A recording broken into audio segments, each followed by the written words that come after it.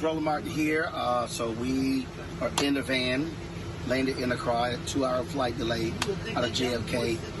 So I hate that the sun is going down, so it limits what we can do today, but still glad to be here. It's a lot different temperature than it was in, what was it, 25 degrees in New York? 25, yeah. So we're plus 55 degrees. So looking forward to the next 10 days. My second time here. I want to see how much stuff has changed since 2008. So, time to rock and roll. So it's not bad enough that Roland trolled us about the temperature in video, but now we're able to join him right now. So let's take a moment and toss to our brother Roland, who's connected with us. Roland, thank you so much for connecting with us, and let me be my pleasure to tell you, Roland Martin, welcome to Roland Martin Unfiltered. All right, Ray. So we are here. We literally just arrived in Cape Coast. And so normally what happens is when folks have come to the slave castle here, what they've often done is they simply come to the front door. But because this is called the year of return, what happens is they've actually led us out to where where our ancestors, the slaves, would literally walk down these steps to get onto the slave ship. And so that was just a ceremony here honoring that. And so what they're doing right now is leading folks down to the water there. Take my backpack off right here. And so they're leading folks down here. And what you'll see is, you see this is literally where they will walk down. The door of return is right back there. And so they're coming for it. And so this Sheena Mead and Desmond Mead, they work with Amendment 4. And I'm here with them. So that's Sheena Mead right there, who's about to, she's about to touch the water there. So this is the ceremony they're doing, everyone, wanting them to touch the water, in essence, to connect with ancestors who boarded slave ships in the transatlantic slave trade. Roland, can you give us what's the environment there like? What's the mood? How are folks responding? Well, first of all, it's obviously for many people, it's extremely spiritual. It's extremely personal. For some, the group I'm with, I got you. Hold on. The group I'm with, I'm live in the United States. Hold on. The group I'm with, this is the first time they've been here. I was here in 2008, and so as you see, they're there. So this is Desmond Mead, the brother who lived in Amendment 4 in Florida. That's him about to walk down into the water as well. And so that's why several of them keep asking me to take my shoes off. I realize that I'm live with the show. But so what's happening is so literally that door, you can't see it here. But that door was the door the slaves were laid down in chains. They would come down these steps, literally where the folks are walking down right now. And they will walk them down these steps onto this beach right here, and we'll walk them out to the slave ship and never to return back to the motherland. And so part of what this ceremony is about, they put above the door, they put a sign called the door of return. And so now what they're doing is that their feet in the water and then walk back into the slave castle as a way of us returning back to the motherland. That sounds powerful, Roland. Are there folks that are there with your group that may not be from the United States? Is this an international trip, or are these just descendants of those who are from the United States? Well, no, our group, obviously, from the United States, we were met here by different queen mothers as well. Right here, this woman here, this is Sheena. Sheena's a 70-year-old mother, her first time here as well. And so while we're sitting here doing this, I know, I got you. So I'm live right now, so let me go ahead and just take this off. So this is Gilbert, of course, with God Box Tours. We're live back in the United States. Gilbert, explain to people what's happening. All right, so we're in Cape Coast Castle. It's late night. I think it's almost midnight, actually. We're here. Before we go into the castle, this doesn't happen often. So we're going down into the water. The water's pretty rough right now, which means the ancestors are responding to us. After the libation that we poured, you see the water's coming in. They're happy, they're taking us in, so we're going into the water. They're going to give the ancestors going to give us our blessings. And then we go into the dungeons at night to feel and experience what our ancestors experienced. And Gilbert, most people don't come here at night. No, not at all. This actually is never done. This is done with the God Box Foundation and the God Box Tours because we want to have a spiritual experience with the people. It's not just a regular tour. We come in at night, and we're fortunate to have this access so that we can give people the experience that they really want, traveling all those miles to have that spiritual journey. All right, Gilbert, thanks a lot. So, Ray, we're about to step down. They're going to help us down here. And so we're just going to step down. I got you. Roland, if you can hear us as you're stepping down, what is the age range of those visitors that you're with, the folks you're with? Actually, it's interesting, man. I just stepped down here, so you see, I'm here in the water, and so let's turn this around. So you've got folks who are of all ages. It was interesting, man. On the flight here. It was one Sikh gentleman, two white gentlemen, and the whole plane was black. There were so many young brothers who were here as well. So although they're not in our group, there were a number of people. Ghana they normally get 75,000 visas they actually issue each year. But right now, what I've been told, they've issued anywhere from 700,000 to 1 million visas in 2019 alone because of the year of return. And so it has really been an amazing experience for so many people who've never even been here. And so what you see here, I hope you can see it, these are all the fishing boats. These are all the fishing boats here. So we're literally, like where I'm standing right now was the beach where, and as you see right here, where our ancestors will come down. And so for so many people, this is really an emotional experience for them to be able to experience this. And so many African Americans have been traveling here, and many are coming here for the next several days. Afrochella is December 29th, but many folks are coming to the two slave castles here one in Cape Coast and also in Elmira. I went to both of those when I was here in 2008. Roland, you can see the folks moving around in the water. I know that you've studied religion and theology a great deal, particularly African-based theologies. Can you tell your viewers how important and symbolic it is that folks are engaging the water and what water means to African people? Well, as they said, first of all, they pour libations. And so what this is about is connecting with those ancestors. Remember, many of them who died, who never even reached Brazil, who never even reached North America as well. And so earlier we started with, we started this whole deal with actually Christian leader, Muslim leader, and Rastafarian leader as well, giving people an understanding of all the different religions here in Ghana as well. So I'm about to step up to right here. I got you. Yeah, my knees work. That's what we do. Hold on 1 second. That's what we do. I got you. I appreciate it. So we're going up here, Ray. So these are the steps up, and so So this symbolizes African Americans returning. And so as you see, as I'm walking up here, and that's when you see them here for the door of return. Roland. So hold on one second. Go ahead. I think Gil was about to speak, so hold on. So now that we touched the ancestors and greeted them, we got the blessing. I hope y'all felt that. Hold that moment, hold that feeling. Because you're about to go in. Like I said, I don't believe in going slaves and we were brought into the castle. We're coming back home. Also got to go. She's probably going to return out of the castle. You know what?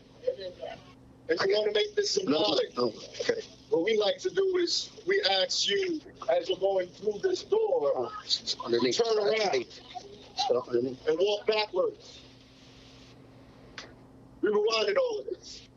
This is how we bring our ancestors with us. So when we're walking through this door, turn around, we'll step through the door, you can look, you can turn back. Turn all four, do a full circle. Around like this, walk in. Let me do that? All right, 360. So you ready? We're gonna knock on the door of return. We're gonna knock on it 3 times.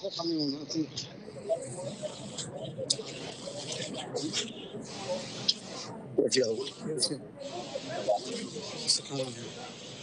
Gonna knock on the door.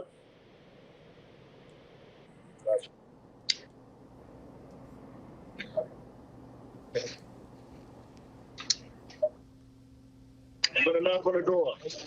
There you go.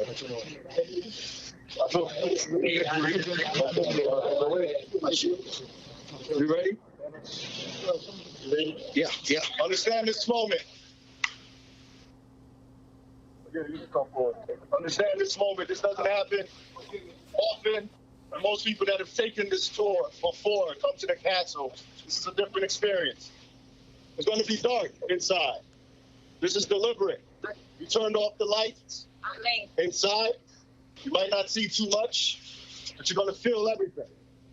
And that's what we want. That's the spiritual aspect that we want people to feel. Tomorrow we'll come back. We'll do a tour. You can see everything. But tonight, I want you to feel everything. So we turned off all the lights. I want your senses to be up. So we're gonna do 3 times.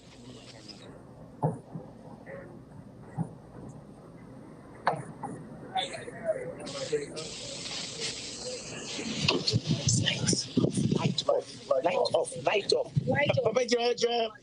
Lights.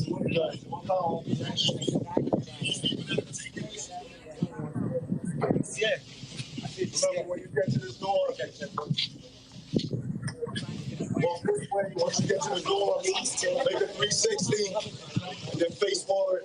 Got it. Thank you. Give us one down.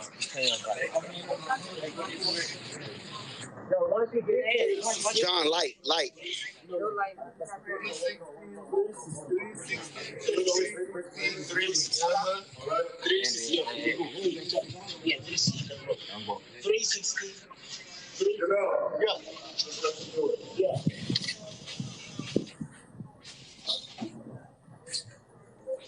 The dungeon.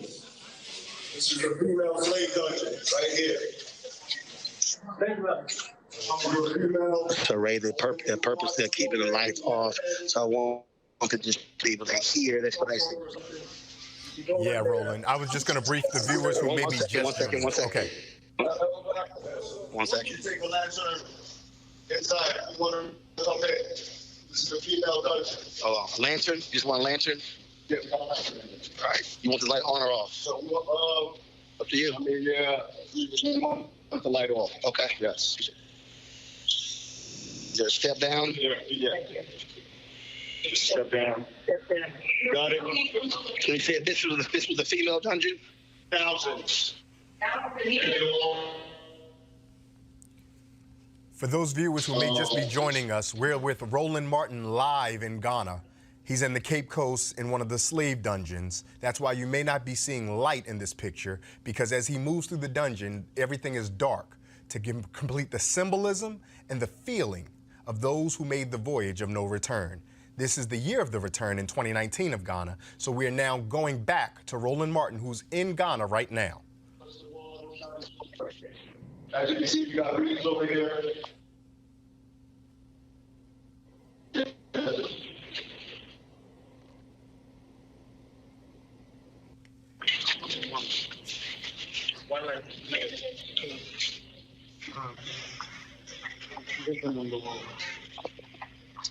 These are the various reads that people have to various in they are on the walls here. Many people come leave mementos because literally we're in a room that, I mean, you know, they packed so many folks into this this dungeon here.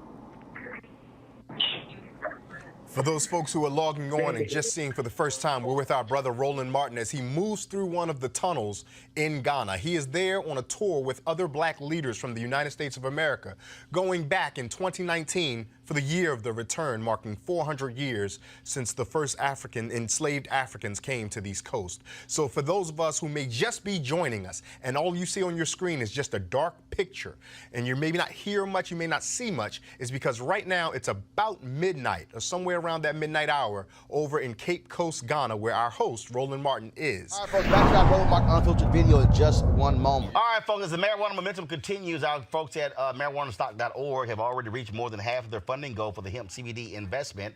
So if you want to take advantage, you better get in now. Of course, hemp is a cousin to marijuana with a much higher concentration of CBD, which means hemp gives you all the medical benefits of marijuana, but it won't get you high. Scott is sad.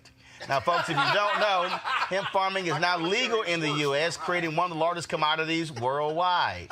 It's an investment opportunity for you and the full folks at 420 Real Estate have a simple business model. They buy land that supports hemp CBD grow operations and lease it to licensed high-paying tenants, people like Chris. They are hemp CBD landlords, and you can get in on the action. Now, all you got to do is invest as little as $200. Monique, you got that. In the crowdfunding campaign, up to $10,000. Amisha, some of that Sinclair money. To invest, go to marijuanastock.org. That's marijuanastock.org. Get in the game and get in the game now. Now back to your Roland Martin Unfiltered.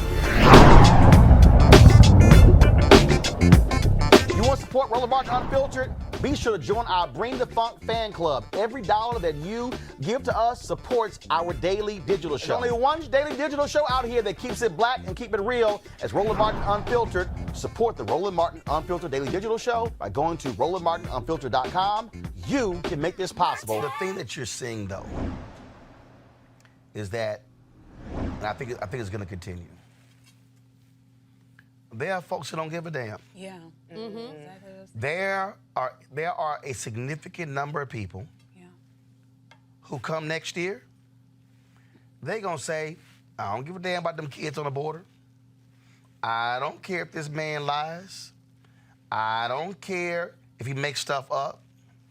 I don't care that he's handed over the Department of Interior and the EPA to the oil and gas industry.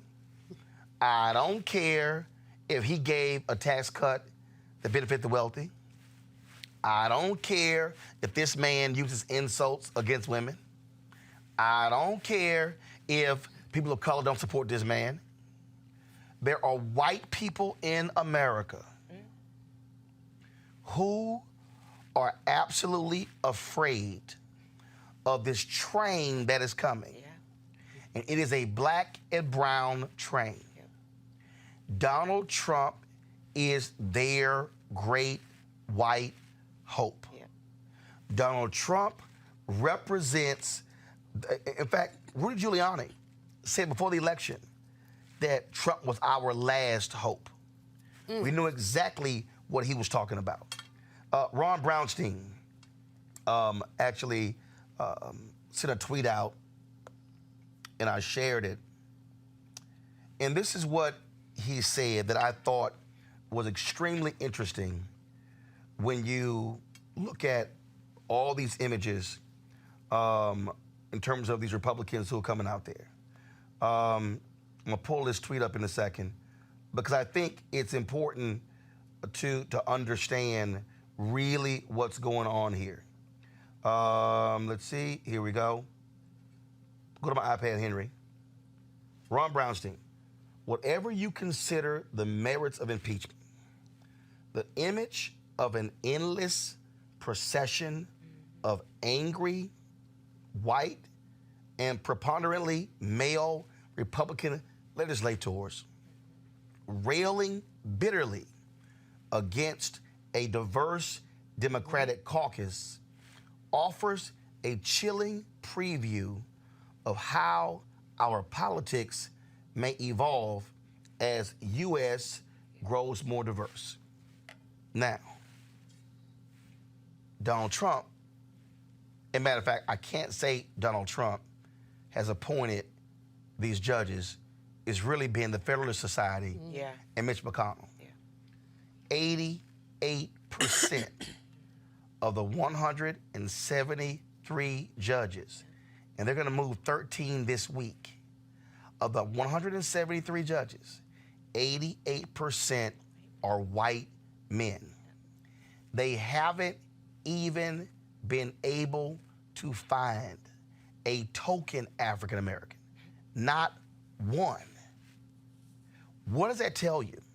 It tells you that white fear is driving the Trump presidency. White people, not all white people, but white voters, he presses their buttons on illegal immigration. He presses their buttons on race. When he calls sons of bitches players who protested, he knew exactly who he was talking about. And that's what we're dealing with here. They know what's coming. Doesn't matter if you got 3 white candidates at the top on the Democratic side. They know what's coming. Fox News the other day put up the conservative squad. Y'all saw that? Yes, I've seen Okay. it. Which, oh my God, it was hilarious. Their white mirror. 4 white women. Yeah. You got Presley, black, Tlaib, Muslim, Ilhan Omar, Muslim, Ocasio-Cortez, Latina. They said, we need our own squad. 4 white women. That's all you need to understand with what's going on in the protection of Donald Trump. Well, if you look at the hearings that we saw today, I mean, it's a visible contrast between the people who are speaking for Trump, basically white men, and the people who are speaking against him, a really diverse group of people. So this is literally white America's last gasp. And again, we're not talking about all white people. We're talking about the white people who want to maintain a predatory capitalist system, the white people who are, as you say, frightened of black and brown people and want to keep their little bit of power. It's not a little, they want to keep their power by whatever means necessary. So all this integrity, all this one nation individual, that goes out the window when they're afraid that they're going to lose something. You want to check out Roland Martin Unfiltered? YouTube.com/Roland S. Martin. And subscribe to our YouTube channel. There's only one daily digital show out here that keeps it black and keep it real. It's Roland Martin Unfiltered. See that name right there? Roland Martin Unfiltered. Like, share, and subscribe to our YouTube channel. That's YouTube.com/Roland S. Martin. And don't forget to turn on your notifications so when we go live, you'll know it. Humility, we pray that the history of this day will guide us to a better future for our nation. I yield back. Gentleman from Georgia. Thank you, Madam Speaker. I yield 30 seconds to the gentleman from Missouri, Mr. Long. Gentleman's recognized for 30 seconds. Thank you, Madam Speaker. And we have never, ever in the history of this country seen a presidency like this one. Once the president was sworn in, 19 minutes later, the Washington Post said impeachment begins today. 1 million women marched the next day on Washington. Bank of America, Starbucks, both that supported Hillary Clinton, had their windows broken out here in Washington because people were so upset that this man was elected president of the United States. He's had his head held underwater for almost 3 years now, never coming up for a breath of air. Just keep pushing him down. Lowest black unemployment ever, lowest Hispanic unemployment ever, highest stock market ever, the very lowest unemployment in years. And Gentleman from Reserve the balance California. of my time. I yield back. Reserves? Yes. Gentleman from Georgia. Madam Speaker, I yield 30 seconds to the gentleman from Nebraska, Mr. Fortenberry. Gentleman's recognized for 30 seconds.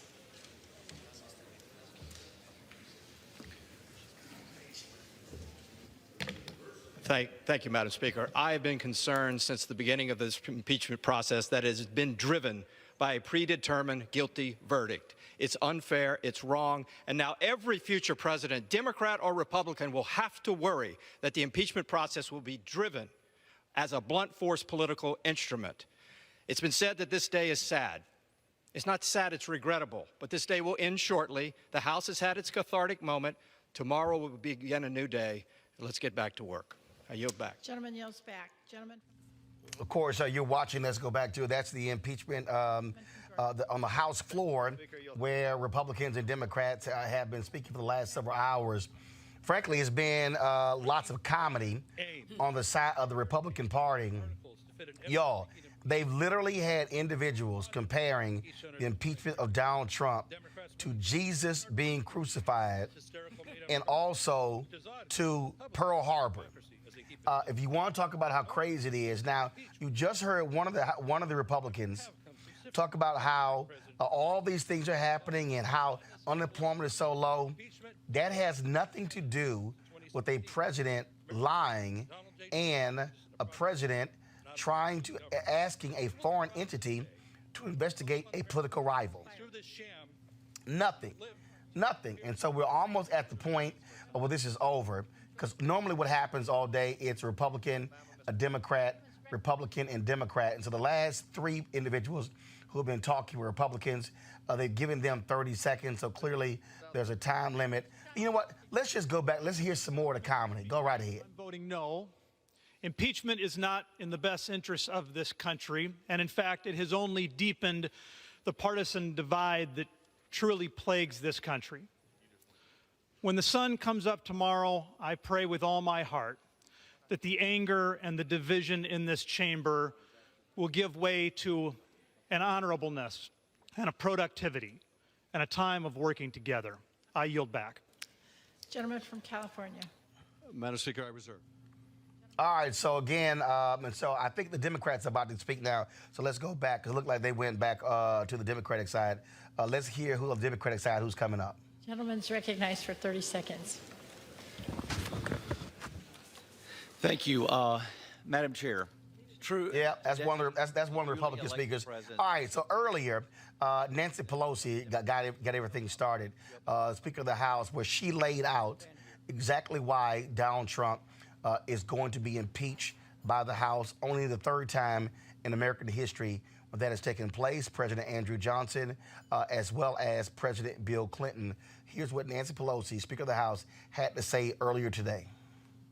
My colleagues, this morning and every morning, when we come together, members rise and pledge allegiance to the flag.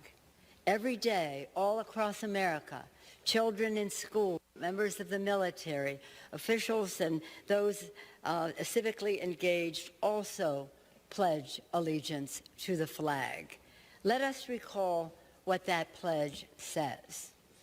I pledge allegiance to the flag of the United States of America and to the republic for which it stands, one nation under God, indivisible, with liberty and justice for all. The republic for which it stands is what we are here to talk about today. A republic, if we can keep it. We gather today under the dome of this temple of democracy to exercise one of the most solemn powers that this body can take, the impeachment of the President of the United States. No member, regardless of party or politics, comes to Congress to impeach a president. But every one of us, as our first act as a member of Congress, stood on this historic House floor before our beautiful American flag and raised our hands in this sacred oath. I do solemnly swear that I will support and defend the Constitution of the United States against all enemies, foreign and domestic. So help me God. For 230 years, members have taken that sacred oath, which makes us custodians of the Constitution. When our founders declared independence and established a new nation, they crafted a system of government unlike one ever seen before, a republic, starting with the sacred words, "We the people." For centuries, Americans have fought and died to defend democracy for the people. But very sadly now, our founders' vision of a republic is under threat from actions from the White House. That is why today, as Speaker of the House, I solemnly and sadly open the debate on the impeachment of the President of the United States. If we do not act now, we would be derelict in our duty. It is tragic that the President's reckless actions make impeachment necessary. He gave us no choice. What we are discussing today is All right, folks, now if y'all really want to laugh, here is an interview that Wolf Blitzer did with Donald Trump, where literally, he talks about impeaching Bush for lying. The greatest liar who's ever been in the Oval Office actually said impeach a Republican president for lying. Y'all watch this. Nancy Pelosi, the Speaker. Well, you know, when she first got in and was named Speaker, I met her, and I'm very impressed by her. I think she's a very impressive person. I like her a lot. But I was surprised that she didn't do more in terms of Bush and going after Bush. It was almost, it just seemed like she was going to really look to impeach Bush and get him out of office, which personally I think would have been a wonderful thing. Impeaching him? Absolutely, for the war. For the war. Because of the conduct of the Well, he war. lied. He got us into the war with lies. And, I mean, look at the trouble Bill Clinton got into with something that was totally unimportant. And they tried to impeach him, which was nonsense. And yet Bush got us into this horrible war with lies, by lying, by saying they had weapons of mass destruction, by saying all sorts of things that turned out not to be true. You gotta love it. There's always a video or a tweet of this fool, Donald Trump, saying something. He said George W. Bush, Republican, should have been impeached for lying about the war. Ain't that grand? Here's some other video from earlier today of the sparring back and forth on the floor of the U.S. House of Representatives in Washington, D.C.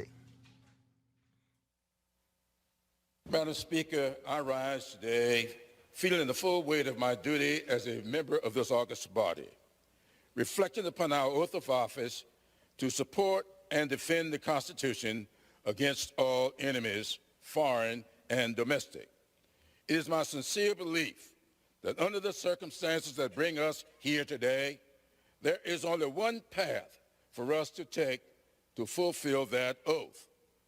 Thomas Paine, in this first of a series of pamphlets entitled The American Crisis, published 243 years ago tomorrow, intoned that these are the times that try men's souls.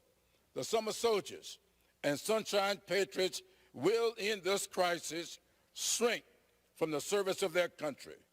But he that stands by it now deserves the love and thanks of man and woman. Tyranny, like hell, is not easily conquered. These words were written at a time when our founders were rebelling against the tyrannical rule of the British monarchy.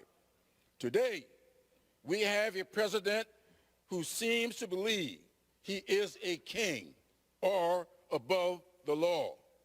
Paine warned us that so unlimited a power can belong only to God Almighty.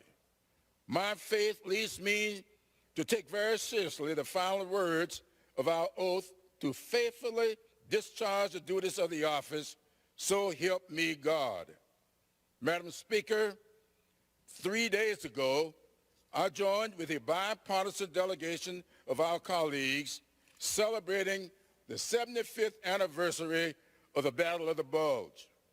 We laid wreaths at the memorials of Generals George Patton and Anthony McCullough. We visited foxholes that were occupied by some brave soldiers who fought in some of the worst winter weather ever visited upon a battlefield. And we visited the Luxembourg American Cemetery, the final resting place of thousands of them and General George Patton. They were not summer soldiers in their efforts 75 years ago to preserve the Republic, and we must not be sunshine patriots today in our efforts to protect the Constitution upon which this great Republic stands. While our fight is not in the trenches of battlefields, but in the hallowed halls of this Congress, our duty is no less patriotic. George Washington, in his farewell address to the nation, counseled America that the Constitution is sacredly obligatory upon all. It is in that spirit that we proceed today. Donald Trump pressured a foreign government to target an American citizen for political gain and at the same time withheld without justification $391 million in military aid to a vulnerable Ukraine as part of a scheme to solicit foreign interference in an American election. That is unacceptable. That is unconscionable. That is unconstitutional. There are some who cynically argue that the impeachment of this president will further divide an already fractured union. But there is a difference between division and clarification. Slavery once divided the nation, but emancipators rose up to clarify that all men are created equally. Suffrage once divided the nation, but women rose up to clarify that all voices must be heard in our democracy. Jim Crow once divided the nation, but civil rights champions rose up to clarify that all are entitled to equal protection under the law. There is a difference between division and clarification. We will hold this president accountable for his stunning abuse of power. We will hold this president accountable for undermining our national security. We will hold this president accountable for corrupting our democracy. We will impeach Donald John Trump. We will clarify that in America, no one is above the law. Madam Speaker, I rise today to protect our democracy. Today, we take a stand against corruption and abuses of power. What we are doing here today is not only patriotic, it is uniquely American. America is a story of ordinary people confronting abuses of power with the steadfast pursuit of justice.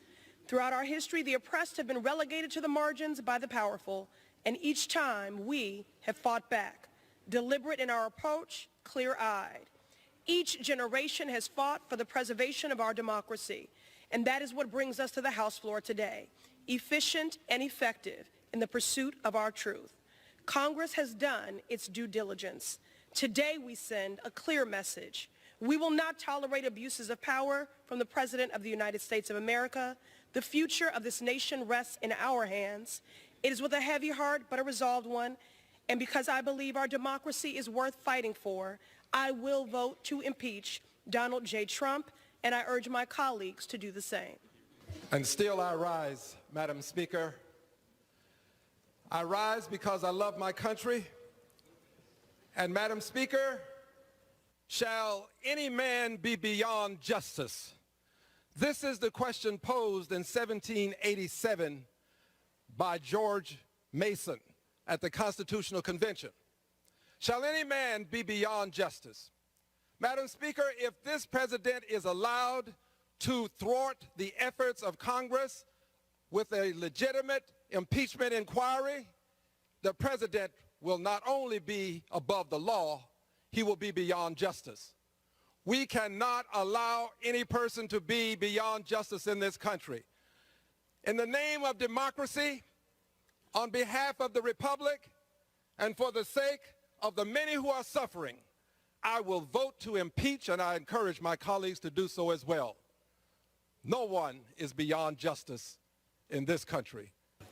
Throughout this process, the American people have learned of bungling foreign policy decisions, but we have not heard evidence beyond a reasonable doubt of bribery or extortion.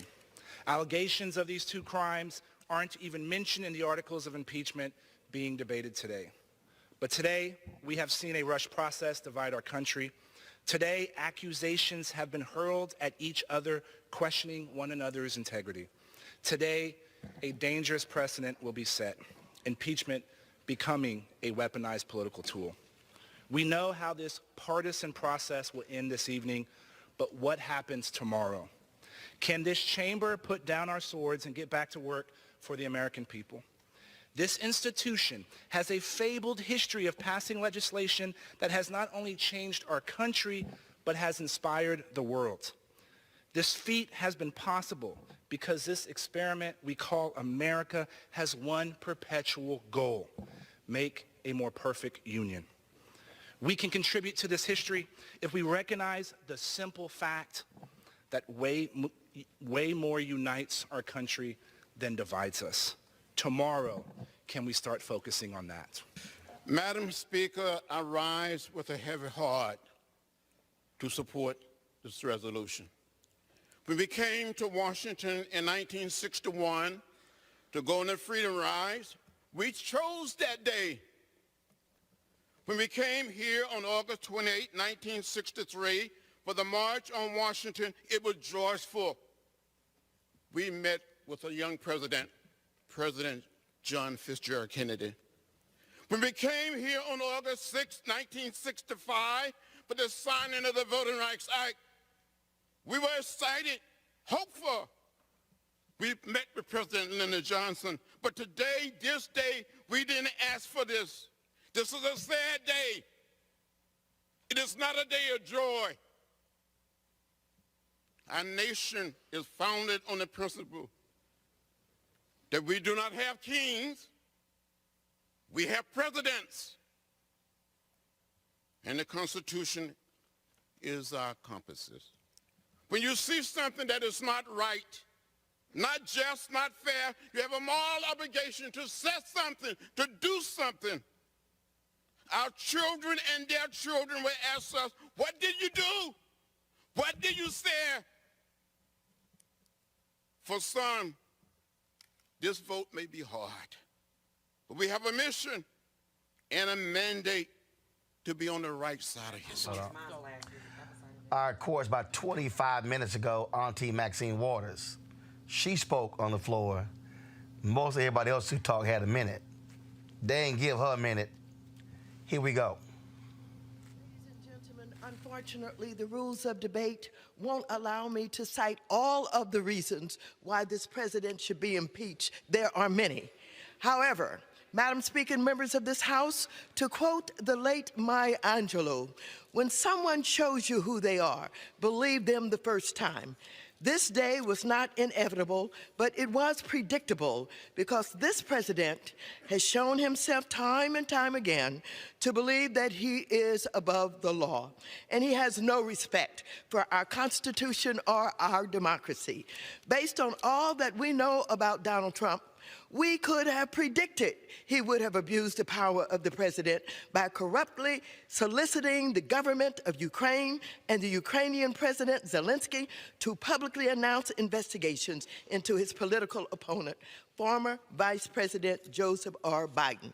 This impeachment resolution includes evidence that this president withheld $391 million of taxpayer funds that Congress appropriated for the purpose of providing vital military and security assistance to Ukraine to oppose Russian aggression.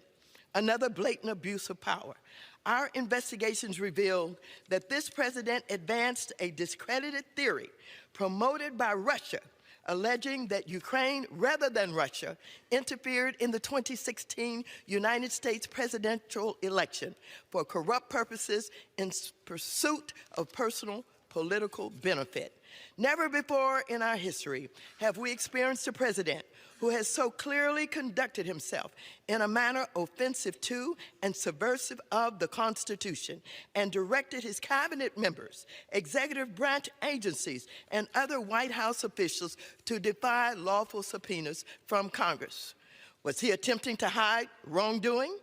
It is without question that this president has demonstrated that he will remain a threat to national security and the Constitution if allowed to remain in office, and has acted in a manner grossly incompatible with self-governance and the rule of law, because at every turn he has shown us who he is. It is no secret that this president could have been impeached a long time ago. Today, we stand here with an irrefutable case and an indisputable set of facts that this president absolutely abused his power and obstructed Congress. Any other individual who would have been caught conducting themselves in the way this president has would have been prosecuted to the full extent of the law. It is shameful that any members of this House are willing to disregard the Constitution, turn a blind eye to hard facts, and ignore a confession from the president himself. History will remember those who were willing to speak truth to power. Yes, I called for Trump's impeachment early. This is our country. Our foremothers and our forefathers shed their blood to build and defend this democracy. I refuse to have it undermined. I wholeheartedly support this resolution. I'm proud that in the final analysis, justice will have been served in America and Donald Trump will have been impeached. Ladies, time's expired. Gentleman from Georgia. Madam Speaker. All right now. Congresswoman Maxine Waters there. The conversation continues, folks, on the floor of the House. Joining me right now on the panel, Dr. Julianne Malveaux, economist, president emerita, Bennett College. Also, Erica Savage-Wilson, a host, Savage Politics podcast, as well as Monique Presley, political analyst, crisis manager, and attorney. This is the day Donald Trump is dreading. He has fled D.C. He's having some rally. Having one of his Love Fest rallies from his MAGA folks somewhere in Michigan, trying to avoid this. He wants to change the channel, but the bottom line is his ass about to get impeached. Oh, yeah. And every channel has this on every channel, so he can't change the channel. This is where it is. But you know, Roland, you were talking about the hijinks and the comedy. The biggest comedy, he compared himself to the Salem witch trials. That letter he wrote to Pelosi was hilarious. And if you want to talk about how some folks have sold out, Hugh Hewitt, conservative, used to make some sense. So this morning I was in Atlanta for a meeting today, and y'all, poor Hugh. Oh my God. He actually tweeted, Lord, let me find this thing, y'all. It was so funny. He actually put that whole tried to suggest that the Trump letter is going to go down in history. And people are going to be studying it as the way not to lead. Y'all, it was so laughable. I mean, even other conservatives were like, Hugh, bruh, stop it. Yeah. Just stop it. I mean, what's amazing to me, Erica, is that here you have individuals,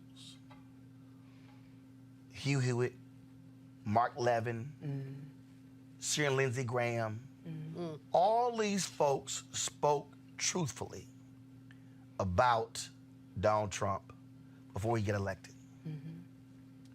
They have sold their souls, Glenn Beck included, numerous folks on Fox News, have sold their souls to somebody who don't give a damn about them. Somebody who will throw his own people under the bus and bag it up, roll over, bag it up, and roll over. Right. That, to me, that means these people have no principles, no morals, no values. Absolutely. The grand old party has died as we know it. And I think it's also important for people to see the level of castration that these supposed leaders have allowed themselves on public domains in the name of power and other things that we don't yet know. And I think that this is also a reason why it is of the utmost importance for people to understand that we cannot afford for a repeat of 2016. That people that are talking about withholding their votes are folks that have no idea of how power is actually constructed. And so what we have got to do as a responsible body, as a collective of people, is over-index, because it is absolutely possible for these people to be voted out of their seat, because there is nothing that we are seeing publicly that they won't do to appease their Lord and Savior, Donald John Trump. Monique, when you look at where these Republicans stand, and you listen to the arguments that Adam Schiff a few moments ago said, they won't defend what he did. Mm-hmm. They won't defend his conduct. They only say the process wasn't fair. Right.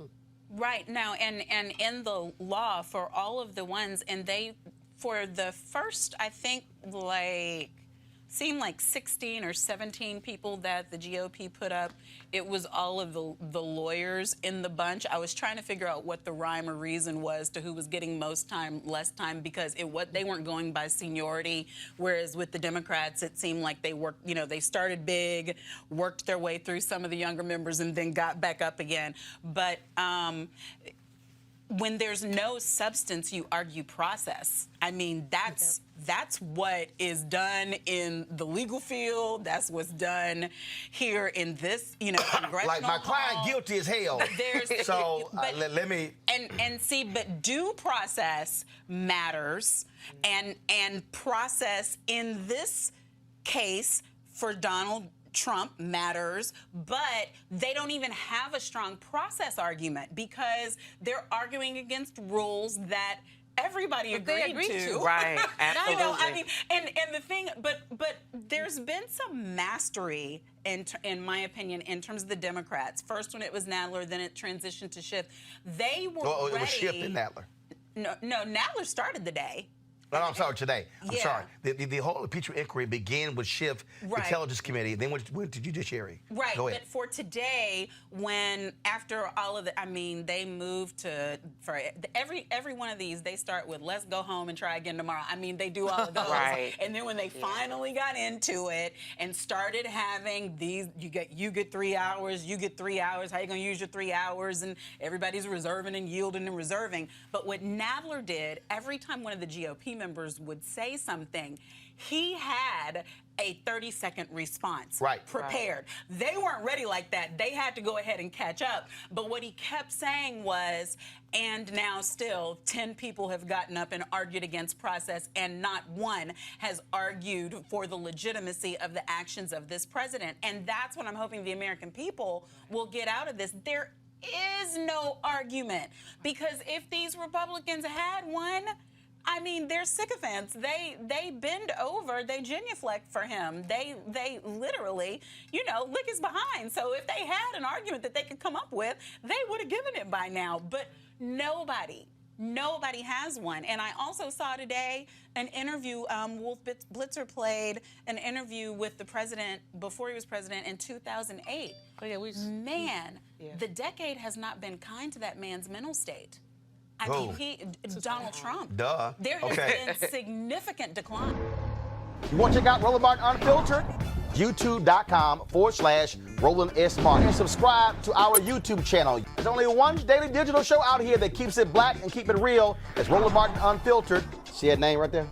Roland Martin Unfiltered. Like, share, and subscribe to our YouTube channel. That's YouTube.com/Roland S. Martin. And don't forget to turn on your notifications so when we go live, you'll know. You want to support Roland Martin Unfiltered? Be sure to join our Bring the Funk fan club. Every dollar that you give to us supports our daily digital show. There's only one daily digital show out here that keeps it black and keep it real. It's Roland Martin Unfiltered. Support the Roland Martin Unfiltered daily digital show by going to RolandMartinUnfiltered.com. You can make this possible. CNN's poll. Trump's approval. I was just about to refer that. Now, remember, he got 53% of white female vote. Approval numbers down to 42%. Now, I said Donald Trump cannot have even a 5% drop among white women to win. He needs those numbers. White men, 54%. Again, I need y'all to understand, what did I tell y'all?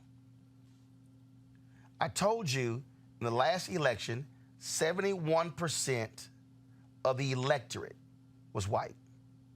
This election will likely be the first time in American history where less than 70% of the electorate will be white, which is why black men, black women, Hispanics, Asians must maximize their numbers to offset whites having almost 70% of all votes cast. But look at this approval rating. White women, 42%, white men, 54%, Hispanic women, 23%, Hispanic men, 37%, black women, 3%. I don't know who they are. Black men, 15%. Who the hell are they? Right. No, I can tell you. I'm telling you. You know No, my no, no. theory on who they are. No. Which is what I was going to talk about for the rest of the show if somebody Who's would that? let me. It's the hidden apathy. You're talking about the people who don't care, and you went through those I don't cares, I don't cares, I don't cares.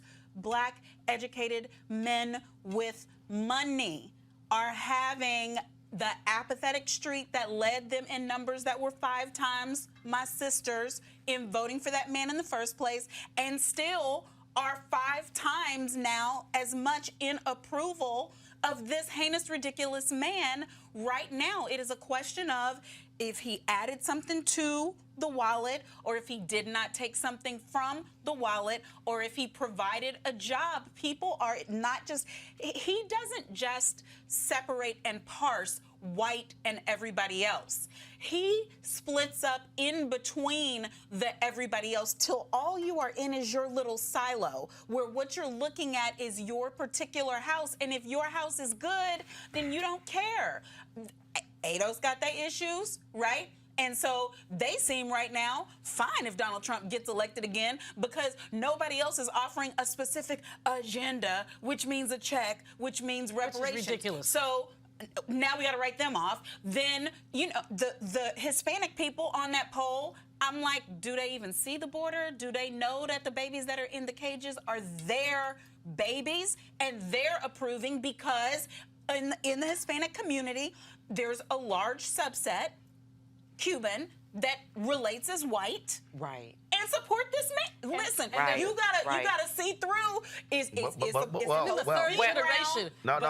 brown. But you also, but you cannot overlook the fact that among Latinos, you cannot overlook the sway of the Catholic Church and the issue of abortion.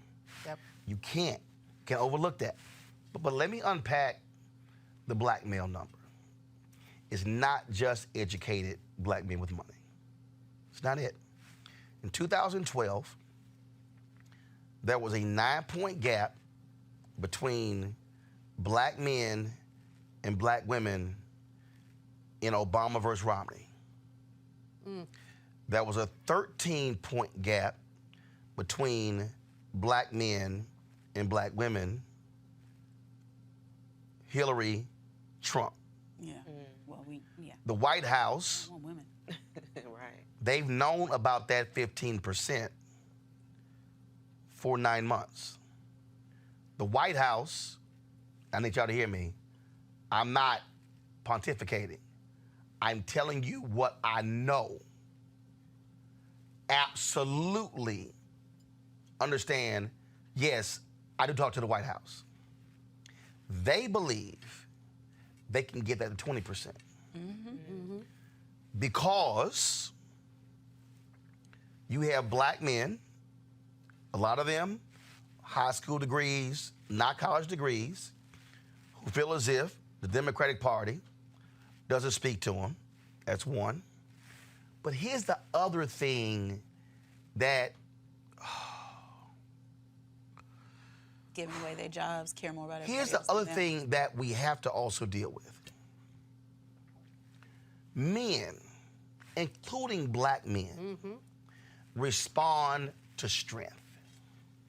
Perceived strength. And you know, No, let me unpack this. Okay, because all the women wrote. No. We all collectively rose up. Like, I need you to understand. Yeah. When the amount of times I've covered the Nation of Islam. Folks, I don't understand. Why do black men respond to Farrakhan this way versus these preachers? I said strength. Black men, it's a strength thing. 2004. I remember the Associated Press did a story, the black barbershop, Philadelphia, I believe. And they said, these black barbers, they were talking, and the brother said, I'm gonna vote for Bush because Bush will kick your ass and he gonna mean it. Now you're like, I remember hearing the exact same thing in 2016. The quote was, he's full of it, but he means what he says. It doesn't. Now when you hear that, track for Trump though the way it did with Bush. I understand with Bush. No. Trump is a whining voice. No, but he may be whining, but he talks a lot of spit. Just 1 second. He talks a lot of spit. So what happens is, you got somebody sitting there, and oh man, he talking tough. It's that John Wayne thing. And I'm sitting there going, yo, y'all can sit here and hear all of that, but here's how all the reasons why this man is screwing you while you praising him because he tough. The problem is not just condemning, like what the hell y'all thinking, but you gotta create a narrative where a person goes, oh damn, I ain't realized all that. Because all they're responding to is the strength. Well, there's another piece of it. Go ahead, y'all go ahead. The other piece of it is patriarchy. I mean, black men, white men are into patriarchy. I mean, men first, women second.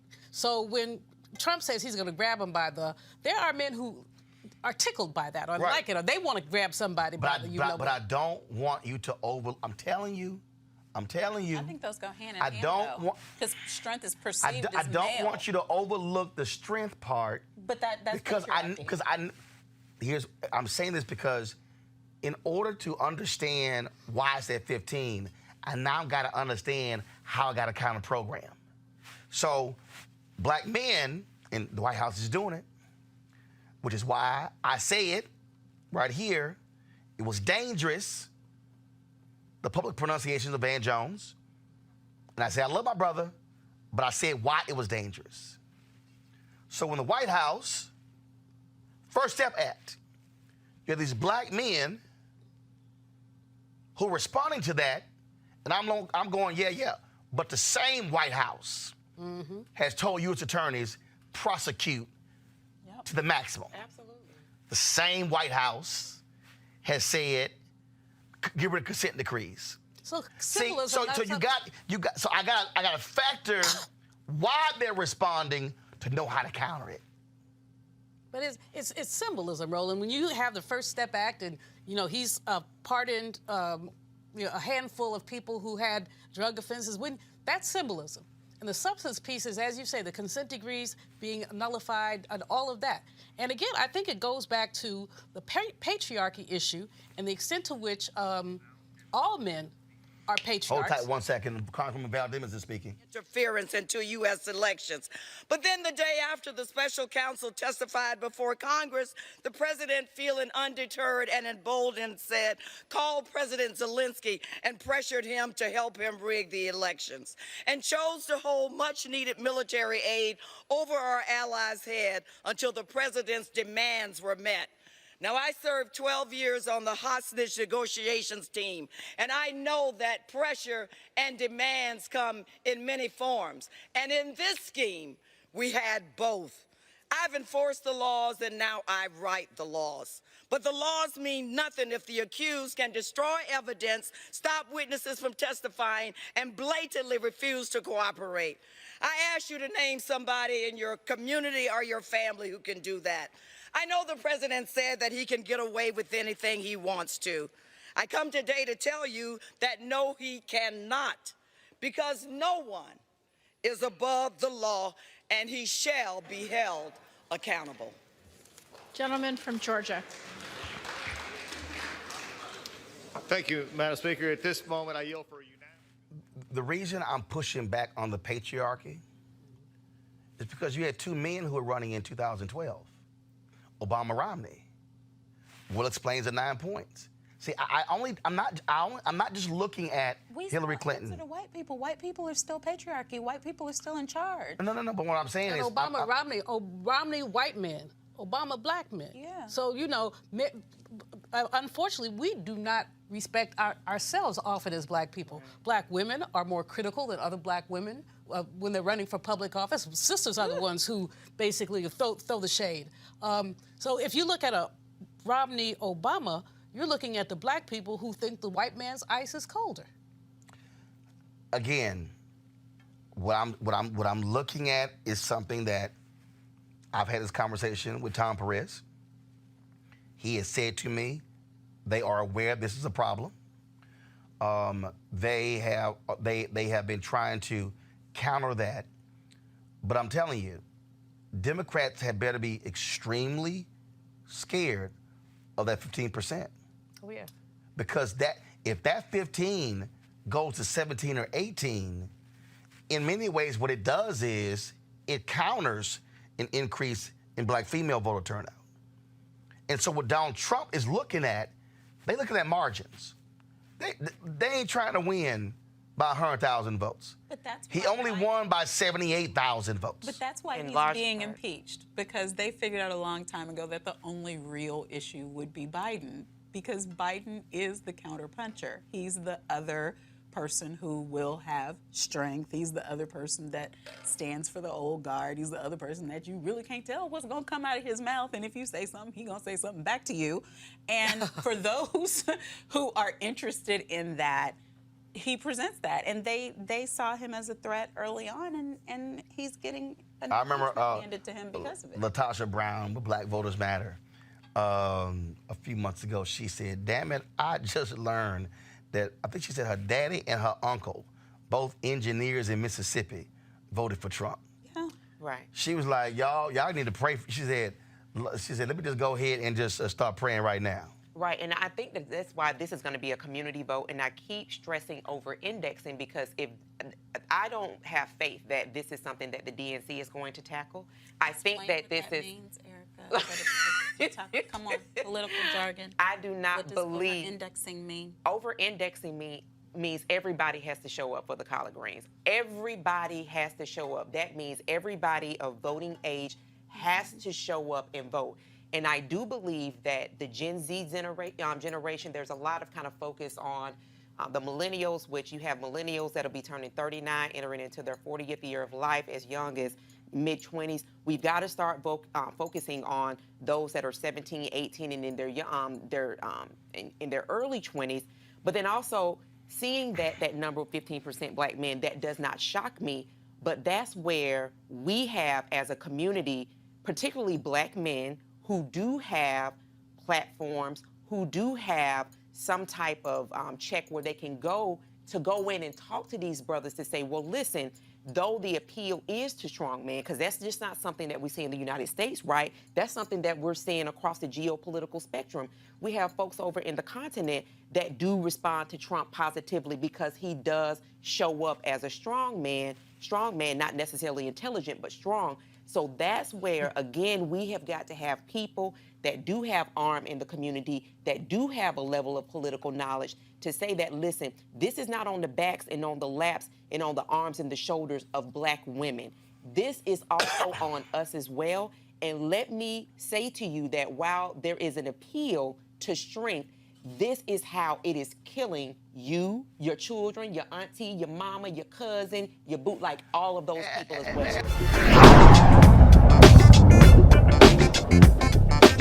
But you know what? I did want to go back in terms of the archives, because when you talk about, you heard Congresswoman Val Demings there talk about this important deal, but I really think when you, because also here's the other piece. These are the same people who love waving the Constitution like they love waving the flag. And they always talk about the Constitution and the framers and the original intent and all of those different things. And it was Congresswoman Barbara Jordan on July 25th, 1974, during the Watergate hearings, the first black woman elected to Congress from the South since Reconstruction, who really broke down clearly the importance of a president following the Constitution. And this is what she had to say. Recognize the gentlelady from Texas, Ms. Jordan, for the purpose of general debate, not to exceed a period of 15 minutes. Thank you, Mr. Chairman. Ms. Jordan. Mr. Chairman, I join my colleague, Mr. Rangel, in thanking you for giving the junior members of this committee the glorious opportunity of sharing the pain of this inquiry. Mr. Chairman, you are a strong man, and it has not been easy, but we have tried as best we can to give you as much assistance as possible. Earlier today, we heard the beginning of the preamble to the Constitution of the United States. We the people. It's a very eloquent beginning. But when that document was completed on the 17th of September in 1787, I was not included in that we the people.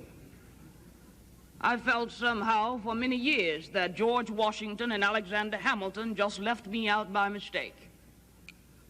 But through the process of amendment, interpretation, and court decision, I have finally been included in we the people.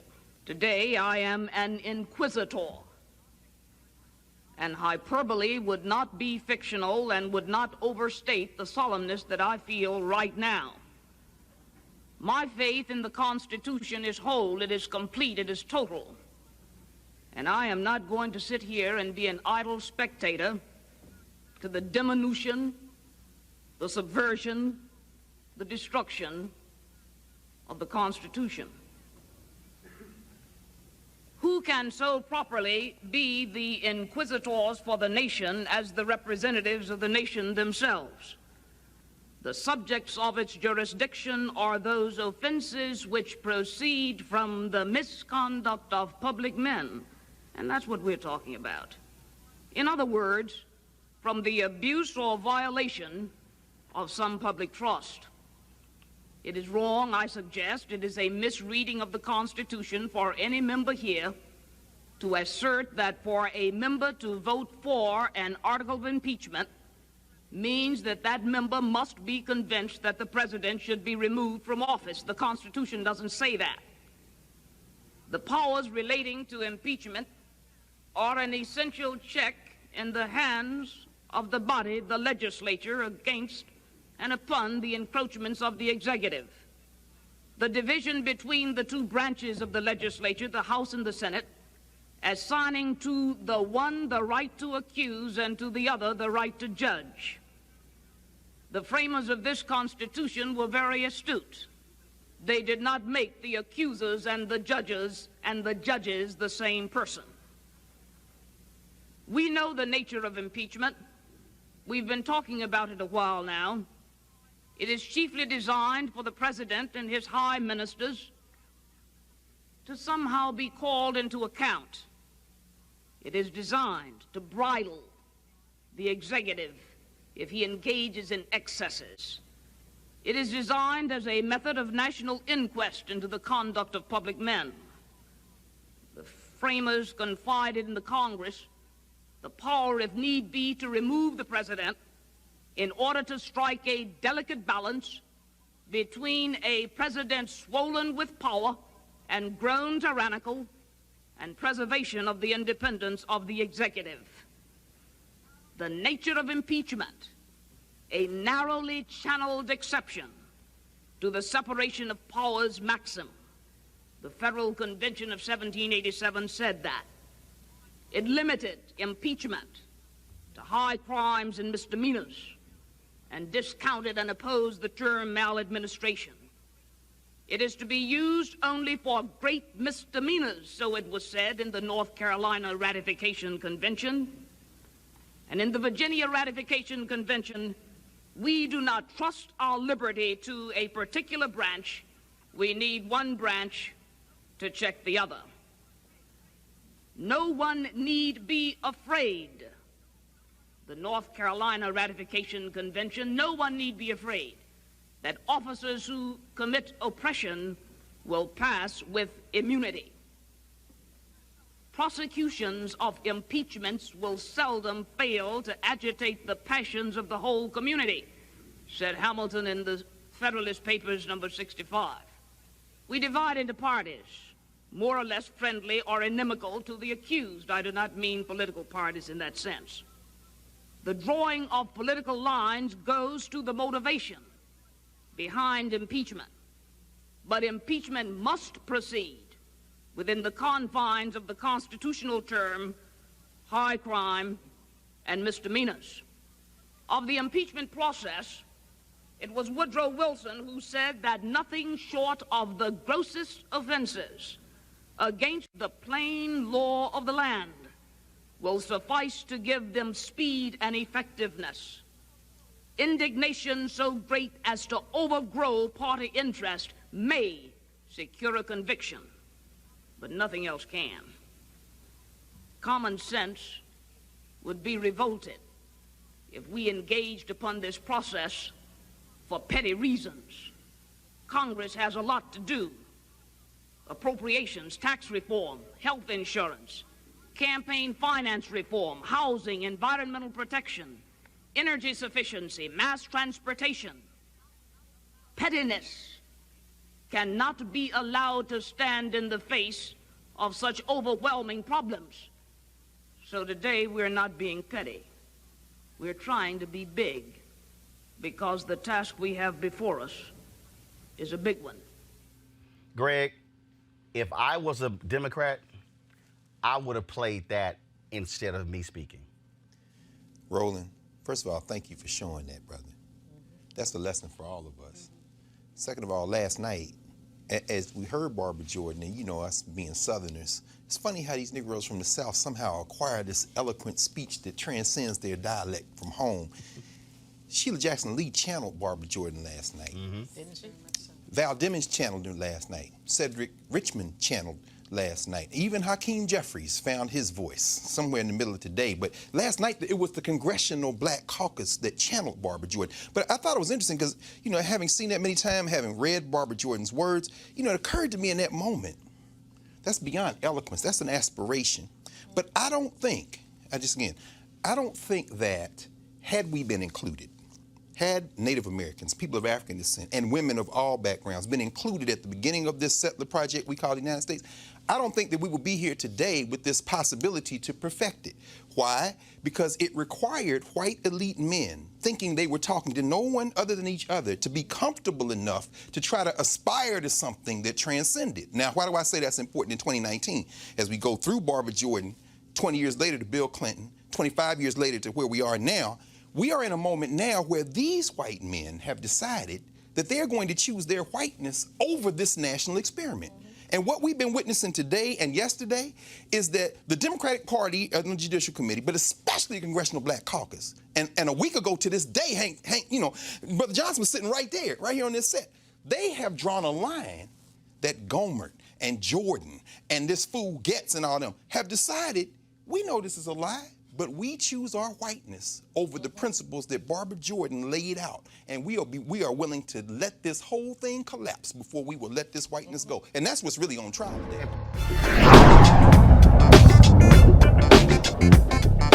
The yeas are 230. The nays are 197. Present is 1. Article 1 is adopted. On this vote, the yeas are 229, the nays are 198, present is 1. Article 2 is adopted. Mark it down. A little after 8:30 p.m. Eastern on December 18th, 2019, Donald Trump became the third American president impeached That's right. It all happened as a result of him seeking out a foreign entity to help bring down a political rival. Now, of course, Republicans did all they could to try to stop it from happening, but the reality is Donald Trump, as Nancy Pelosi predicted, impeached himself. Now, Pelosi says she will wait to send it over to the Senate because Mitch McConnell hasn't gotten his stuff together.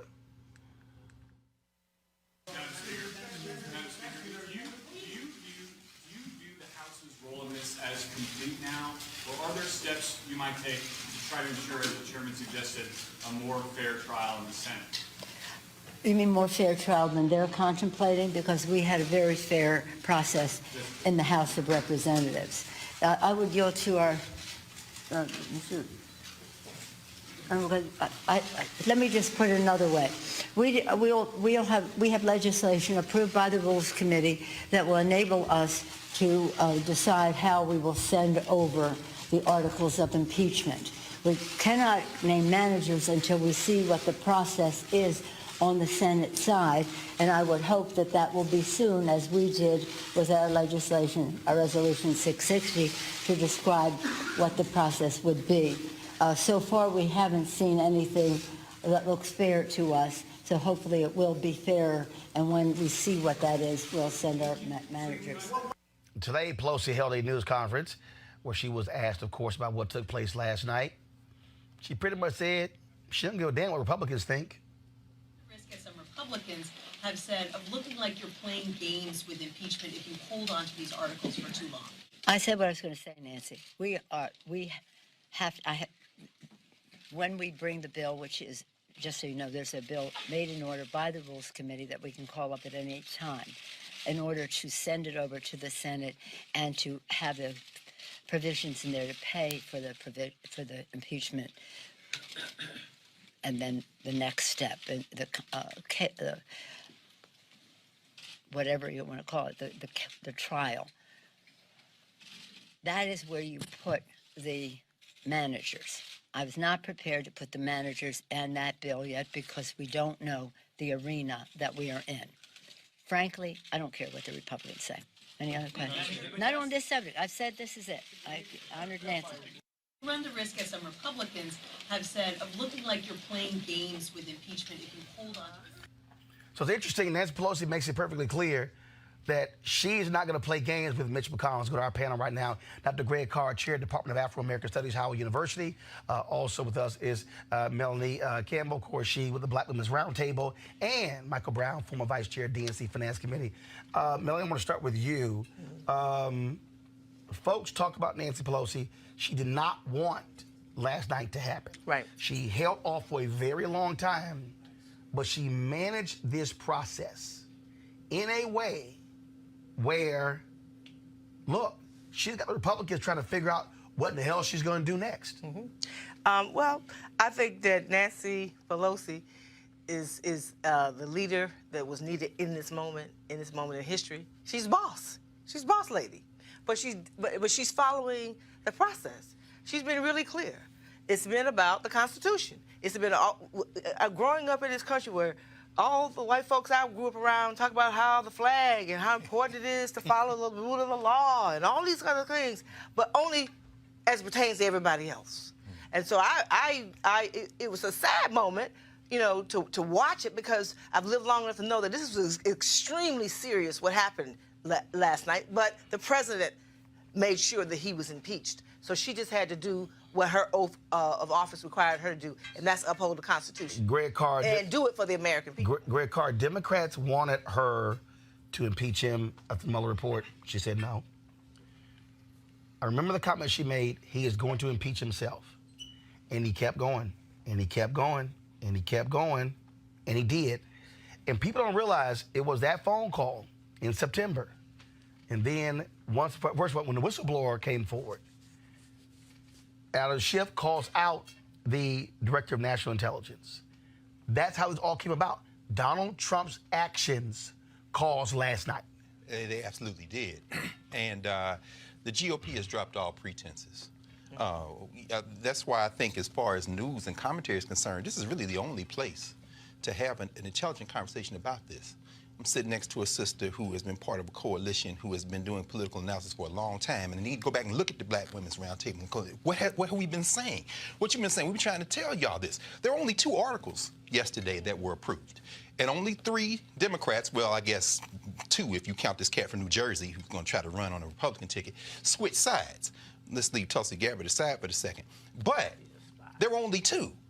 The 10th article of impeachment for Andrew Johnson was for him saying that America's a white man's country, and as long as I'm president, it's going to remain a white man's government. That was the 10th article of impeachment in 1866 for him.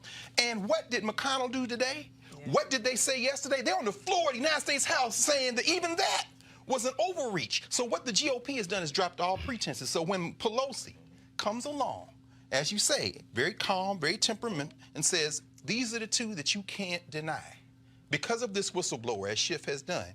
And when she says, we're going to hold this back and let McConnell get his act together, I think about our brother Al Green, who's probably his first appearances were here on your airways, on your show, when he says, we could have got this guy at the beginning. But what you've taken away from the GOP is every hiding place except the one thing they have now put their entire government on the bedrock of, and that is what? This is a white man's government, and we're going to ride it till the wheels fall off. And we're going to do it the way we want. And we're going to do it the way we want. Mike That's Brown, exactly right. What is interesting here is now, first of all, McConnell talked too soon. Him and Lindsey Graham. We might call this thing up, immediately vote.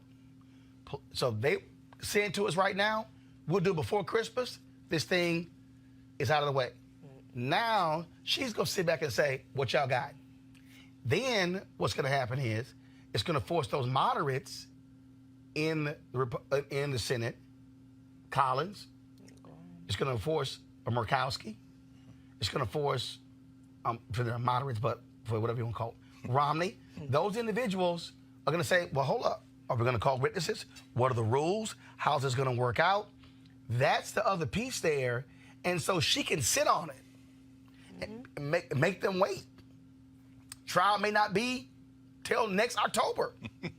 I think that's, and Cory Gardner, who you probably think, even if he's not a moderate, but his state is becoming much different. You're exactly right, and that just genius. I mean, we're watching Political 101 genius about how Nancy Pelosi No. This doctorate level. Okay, thank you. This ain't 101. Masters, you're right. This 501, 601. This is like a thesis. PhD. It's a thesis. Right. You're right. Yeah. Absolutely. That's right. She, depending how you look at speakers' history, Sam Rayburn, Tip O'Neill, and then Nancy Pelosi. She's in that group. And what she has done is put him, now they're always on the defensive now. We've never seen Republicans on defensive like we do now, especially this guy who's always, 45, always on the offensive. Now he's on the defense. He's going to have to avoid impeachment through Christmas holidays and possibly through the Iowa caucuses. Lauren Victoria Burke and MPA joins us as well. Here's what you know, crazy man is unhinged. So last night, he's in Michigan. He attacks a dead man. Right. The longest serving member in U.S. House history. Yeah. Now you got 2 Republicans in Michigan saying, you need to apologize. Right. You insults the man widow. Mm-hmm. Oh, I don't want anything. And not only is he always petty, but this is going to rankle him. It's going to drive him crazy. Right. Because impeachment will now be attached to his name. Absolutely. Absolutely. And the idea that it somehow is going to benefit him, I think, is a ridiculous statement. Obviously, for the most part, people stay where they were. If you supported Trump, you supported Trump. If you was against him, you were against him. But I think, like, the saddest part of the entire thing is to watch the Republican Party in this moment. The Republican Party is embarrassing itself. It is the lowest point for them, easily the lowest point for them. Because if you notice during their little debate yesterday, there is nobody out there defending Donald Trump, the person. This is something that Chris Matthews brought up yesterday. It's very true. Very much so. No defense whatsoever of his behavior. No defense on the merit of any of the charges. No defense of this is a good man who wouldn't do this. None of that. Because they can't. They can't. And what's even more shocking is when you think about the fact that these 2 articles have nothing to do with treason, have nothing to do with emoluments, have nothing to do with obstruction, really direct obstruction of justice, which they could have very easily have brought up. So there's all these other things that they could have impeached him on that they didn't even get to. And these Republicans are standing out there, and of course you see the demographic divide right in front of your face with this party. Mostly white males defending the president. Not even a few white women thrown in there to sort of make it look good, because this is it. This is the party. This is the Republican Party, and it is embarrassing. And that new group that Rick Wilson and them set up, the Never Trump Republicans. George Conway. Good for them, right? Because those Never Trump Republicans, a lot of them are white men as well. But the point is, this party has just come down to desperation and defending Donald Trump, and that's it. The day after, you know it's bad when you got Putin defending you. Right, right. Exactly. Yeah. When Putin is defending Trump, that's all you need to know. Right.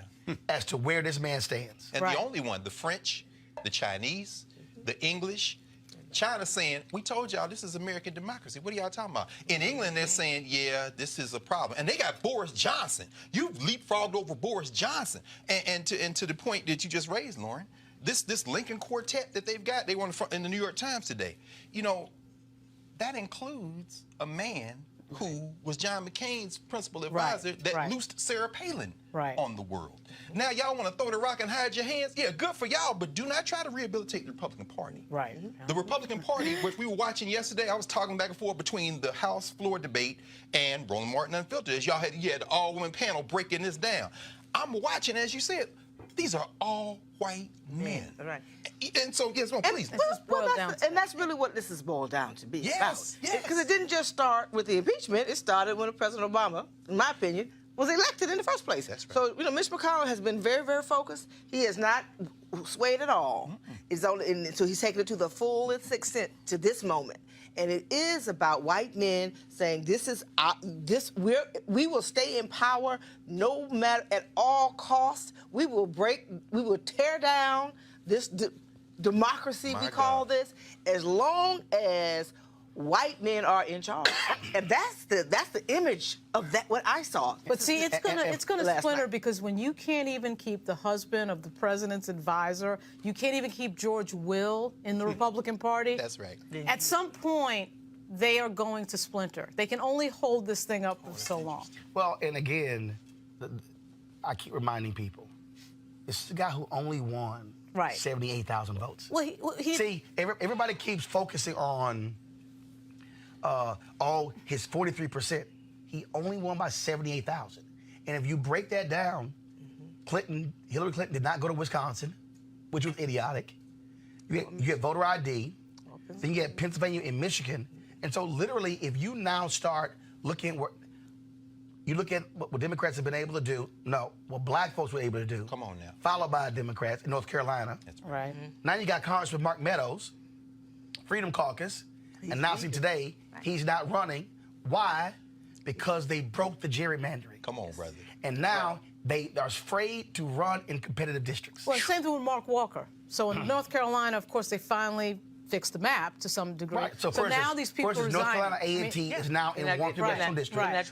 But again, what you're now dealing with is that Obama won North Carolina by 14,000 votes. Romney wins it in 2012. Trump wins in 2016. North Carolina could very well be definitely in play in 2020, like it was in 2008, because of the work of Reverend Barber, Moral Mondays, NAACP, Democracy in North Carolina, all those folks. That's right. And so that's why I keep trying to tell people, y'all keep talking about his base, but he only won by 78,000 votes in 3 states. Well, they're outnumbered, and they know they're outnumbered. Yeah. Obviously, Hillary, I know obviously we know the Electoral College is the thing, but obviously she won by almost 3 million more votes. That would tell you that there's a huge problem with the Republican Party, because if you go back to 2000, obviously Al Gore and that whole, Gore basically won, right? So they're barely able to get by. In fact, and Gore just won his home state. Right. He's president. Right. Correct. They're only able to get by on voter suppression. Which is now and what other they're doing now. Right? Look at Georgia. Right. The story you're going to cover today. Right. That's right. Now you can see the battleground states that are coming up now. Right. Georgia, the purge. We're seeing these, and so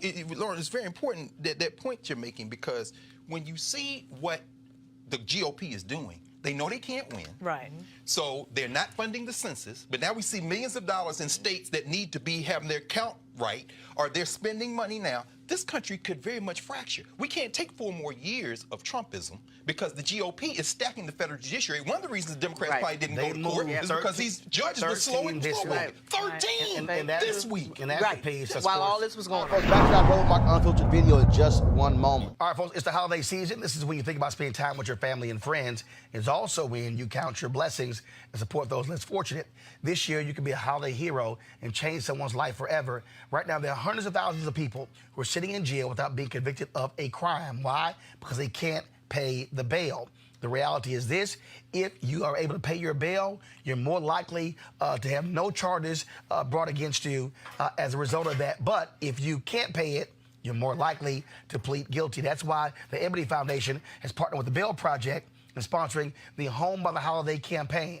Their goal is to bail out 1,000 people between now and New Year's Day. You can make a donation to their effort to do so. All you got to do is go to homebytheholiday.com, homebytheholiday.com. Now back to your Roland Martin Unfiltered.